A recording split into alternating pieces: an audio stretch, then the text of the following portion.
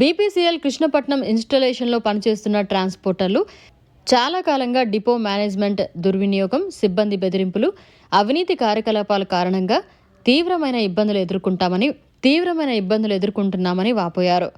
బొగ్గు ధూళి, పాడైన రహదారి పరిస్థితులు మరియు అత్యంత తక్కువ రవాణా ధరల వల్ల మేం తీవ్రమైన ఆర్థిక నష్టాల్లో కూరుకుపోయామని, అయినా కూడా ప్రజలకు ఇంధనం సరఫరాలో అంతరాయం కలగకుండా సేవలు కొనసాగించామన్నారు. బీపీసీఎల్ని అణచివేయాలని చూస్తే ఊరుకోమని ఈ సందర్భంగా వారన్నారు. లాజిస్టిక్స్ కంపెనీ మేము గత 2 సంవత్సరాల నుంచి ఇక్కడ వెహికల్స్ నడుపుతున్నాం. బీపీసీఎల్ కాంట్రాక్ట్లో టెండర్ వేసి పాల్గొన్నాం. ఆ రోజు టెండర్లో పాల్గొనేటప్పుడే మాకు చాలా తక్కువ రేట్లు ఇచ్చారని అందరికీ లెటర్లు రాసాము.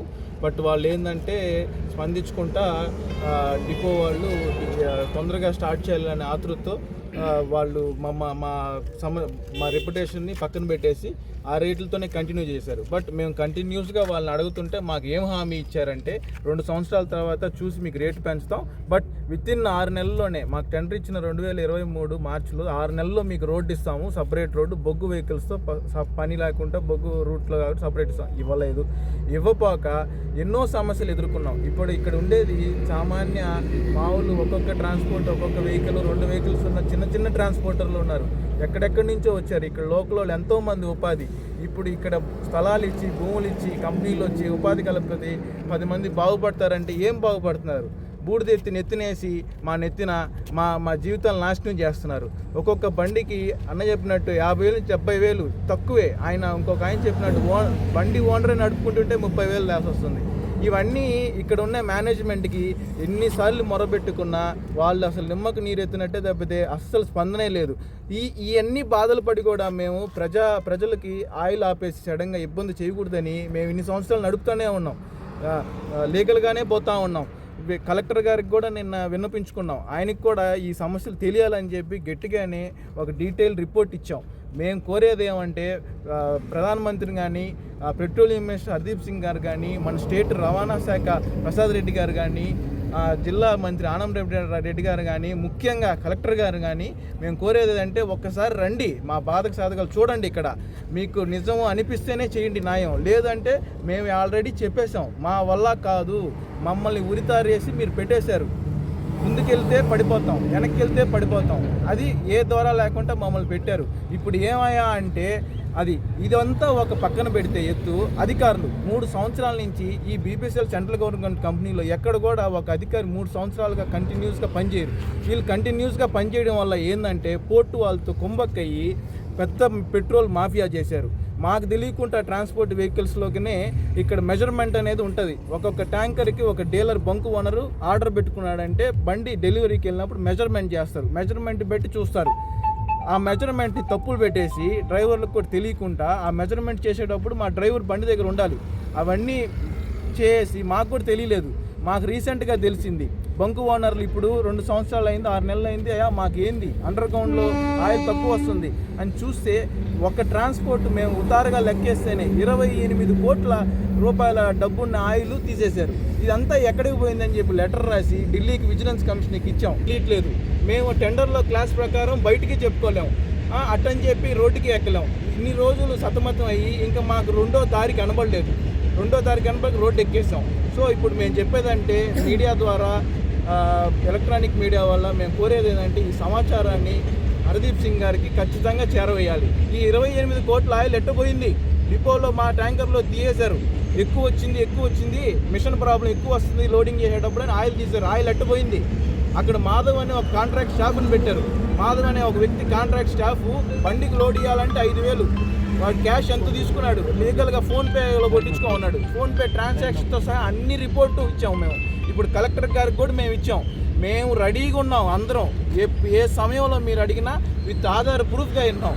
మేము ఇప్పటికి కూడా మేమేమి ఇక్కడ కంపెనీని బెదిరించాలని కానీ ఇంకెవరినో బెదిరించాలి, మేము బెదిరించడానికి రాలేదయ్యా. బెదిరించడానికి వస్తే మేము 2వ రేంచే బెదిరిస్తాం. 2 సంవత్సరాలు నడిపాము, మమ్మల్ని వచ్చి చూడండి ఇక్కడ అని చెప్పి మొరబెట్టుకుంటున్నాం. ఆ మొరని వీళ్ళు పైకి పంపించకుండా ఈ డిపో వాళ్ళు తొక్కేస్తున్నారు. ఒక్కొక్కరిని ఒక ట్రాన్స్పోర్టర్ వ్యక్తి 4 రోజులు బండి ఆగిపోతే అతనికి ఏముంది? అతను అంత దూరం భార్యాభర్తను వదిలిపెట్టి ఎందుకు వచ్చాడు ఇంత దూరం? నమస్కారం. ఈరోజు మేము బీపీసీఎల్ ట్రాన్స్పోర్ట్లు అందరం ఇక్కడ ఉండే వాళ్ళందరం BPCL transport Krishnapatnam port, Nellore district Krishnapatnam port టర్ములు ఉంది, బీబీసీఎల్ టర్ములు ఉంది. ఆ టర్ముల్లో టెండర్లో పాల్గొనడం జరిగింది. 2 సంవత్సరాలు అయింది. 2 సంవత్సరాల నుంచి గత 2 సంవత్సరాల నుంచి మేము ట్రాన్స్పోర్ట్ డీలర్లు, ట్రాన్స్పోర్ట్ వాళ్ళు ఇక్కడ ట్రాన్స్పోర్ట్ చేస్తూ ఉన్నాము. కానీ మాకు ఏంటంటే రేటు చాలా తక్కువ ఇచ్చారు. కానీ మాకు రేట్ తక్కువ ఇచ్చినా కూడా మేము అడిగితే కూడా ఆ రోజు మీకు ఇంకా మేము ఆర్టీఎం పెరుగుతుంది, కిలోమీటర్ పెంచుతాము, నెలకి 8,000 నుంచి 10,000 ఇస్తామని చెప్పి మాకు ఆశ చెప్పారు.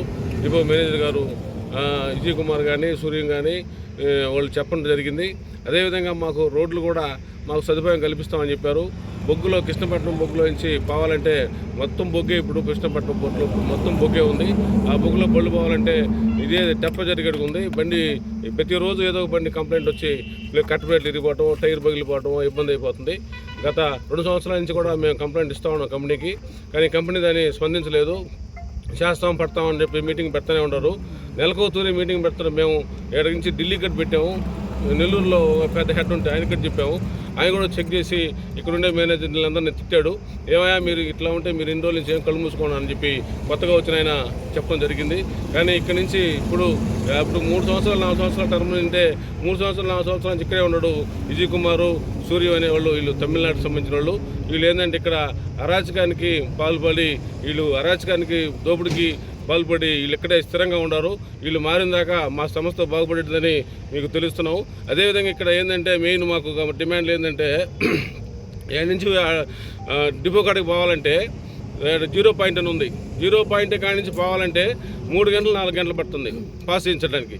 మేమేం చెప్పామంటే వాళ్ళకి ఫస్ట్లోనే మాకు పాస్ చేయించవా, డైరెక్ట్గా కంపెనీ, నేషనల్ కంపెనీ, ఇది నీకు పాస్ ఎందుకు ఇవ్వలేదు, ప్రైవేట్ కంపెనీ వాళ్ళకి పాస్ ఇస్తున్నారు.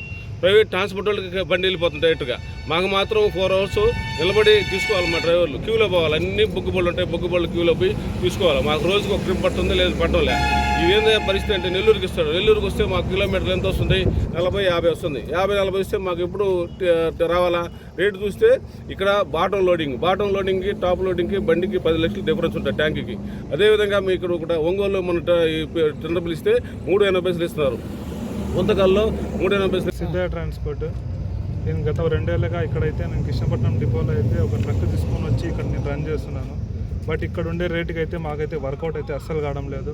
అట్ ది సేమ్ టైం మేము ఇప్పటి నుంచి కాదండి, రేట్ అయితే గత 2 ఇయర్స్ నుంచి అయితే మేము ఎవ్రీ 3 మంత్స్కి ఒకసారి 4 మంత్స్కి ఒకసారి రేట్ గురించి అయితే మేము అడుగుతూనే ఉన్నాం, మాట్లాడుతూనే ఉన్నాం. అట్ ది సేమ్ టైం దాంతోపాటు రోడ్డు విషయంలో కూడా రోడ్లు అయితే దాదాపు చాలా ఘోరంగా ఉంటాయండి.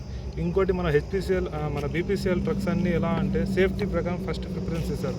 బట్ ఇక్కడ సేఫ్టీ లేకుండా కూడా మనం వెహికల్స్ అయితే రన్ చేస్తున్నాం.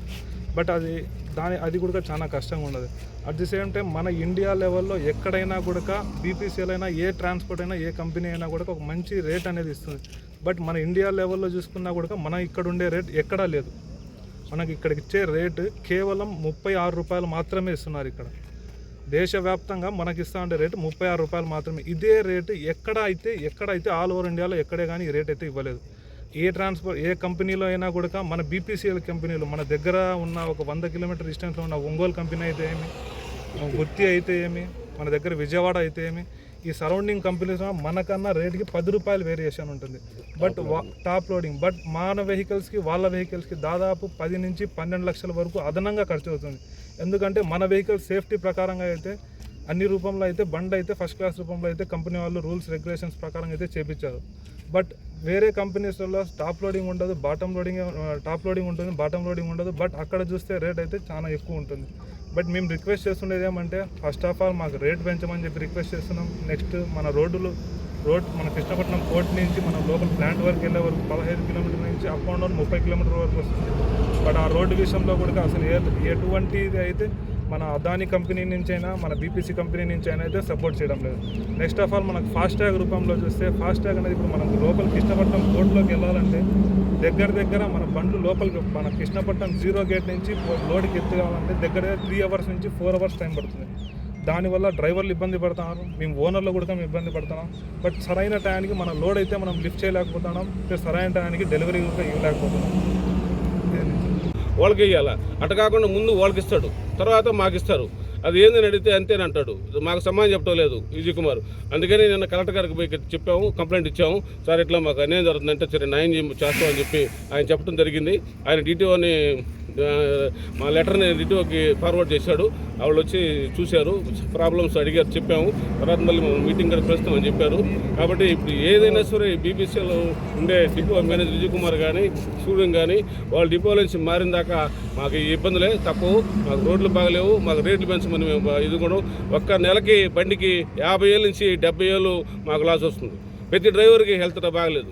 ఏమంటే డ్రైవర్లు రావడం లేదు, మాకు డ్రైవర్లకి శాలరీ ఎక్కువ ఇచ్చి ఫుడ్ ఇచ్చినా కూడా రావడం లేదు. ఎందుకంటే ఆ బొగ్గులో పోతే మేము బతకటం లేదా అని చెప్పి ప్రాబ్లం అని చెప్పి వాళ్ళు ఇబ్బంది పడుతున్నారు. ఆ రోడ్లైనా మాకు సరి చేయమంటే రోడ్లు కూడా సరిచేయరు.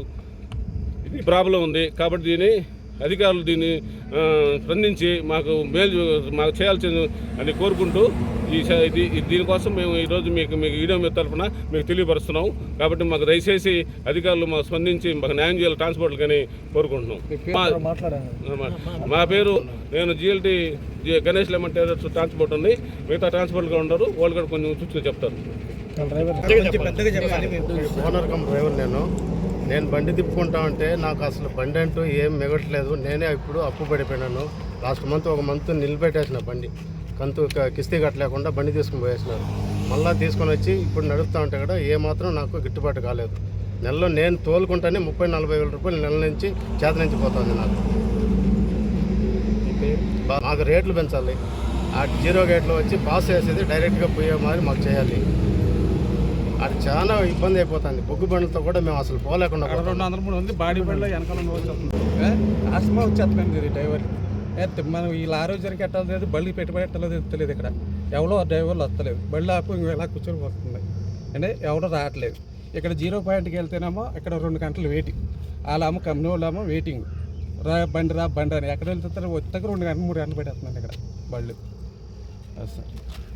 మరిన్ని అప్డేట్స్ కోసం మన HN9 టీవీ ఛానల్ని సబ్స్క్రైబ్ చేసుకోండి.